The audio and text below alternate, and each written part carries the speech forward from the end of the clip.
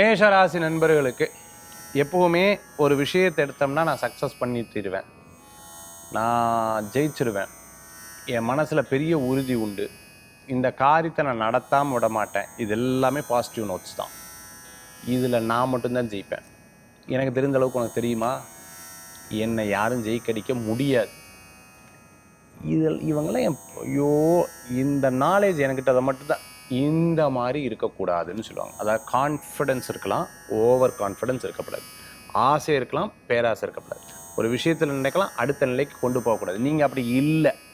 ஆனால் நாள் நட்சத்திரம் தெரியாமல் அப்படி பேச வச்சிடும். கோபத்தை முன் கொண்டு வந்துடும். மற்றவங்களுடைய பேச்சு உங்களை தூண்டுறதாக கூட ஆக்கலாம். இதில் கவனமாக இருக்கணும். நம்மளுக்கு ஸ்ட்ரெஸ், ஏதோ ஒரு விஷயத்தை நினச்சி சப்ஜெக்ட் வேறையாக இருக்கும், அதுக்கு பின்னாடி வேறு இருக்கும், ஆனால் சப்ஜெக்ட் வேறையாக வந்துடும். இன்றைய தினத்தில் அப்படி இருக்கலாம். 11:55 வரைக்கும் இருக்குது. அதுக்கப்புறம் எல்லாமே சரியாகும், கவலைப்பட வேண்டாம். ஸோ இன்றைய தினத்தில் அன்டில் 11:55 மார்னிங் கொஞ்சம் கேர்ஃபுல்லாக இருந்துட்டிங்கன்னா எல்லா பலன்களும் கூடி வரக்கூடிய நாளாக இன்றைய தினம். வாகனத்தை வேகமாக ஓட்டாதீங்க, யார்ட்டையும் எதிர்த்து பேசாதீங்க, யாரையும் திட்டாதீங்க. தப்பாக உங்கள் சைடு இருந்தாலும் அவள் சைடு இருந்தாலும் பொறுத்து போகிறது ரொம்ப நல்ல பலன்களை கொடுக்க. வீடு அட்வான்ஸ் கொடுக்கறது, முடிவெடுக்கிறது, never ever do until 11:55.